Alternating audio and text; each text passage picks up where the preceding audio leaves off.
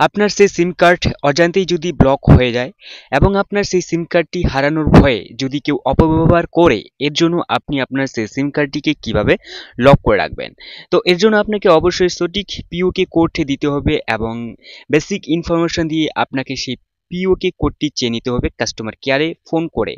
তো এর জন্য আপনি অবশ্যই হেল্পলাইন নাম্বার 1909 অথবা 198 এ আপনি ফোন করে নেবেন।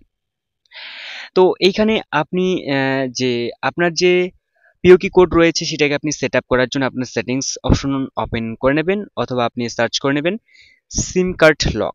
তো আপনি সিকিউরিটি অ্যান্ড প্রাইভেসি অপশনে ক্লিক করে নেওয়ার পর আপনি নিচের দিকে আসবেন, আসার পর এখানে দেখতে পাবেন আদার্স সিকিউরিটি সেটিংস অপশন, এই অপশনে ক্লিক করে নেবেন।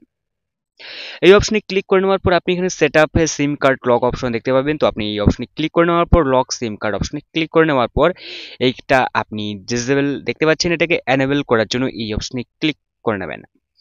এইখানে আপনার সেই সিম কার্ড নাম্বারের যে পিউকে কোড নাম্বার সেটা দিতে হবে, অবশ্যই এটা সঠিক এবং বৈধ হতে হবে।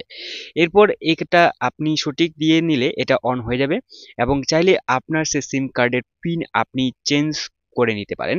যদি আপনার সেই সিম কার্ডটি কোনো কারণে হারিয়েও যায় আপনার মোবাইল সমেত, তো আপনার সেই সিম কার্ডটিকে বের করে যে কেউই অপব্যবহার করতে পারবে অথবা আপনার অ্যাকাউন্টে থাকা ব্যালেন্স সমস্ত কিছুই তারা কিন্তু হাতিয়ে নিতে পারবে। এজন্য অবশ্যই আপনি আপনার সিম কার্ড নাম্বারটিকে বা সিম কার্ডটিকে সবসময় লক করে রাখবেন।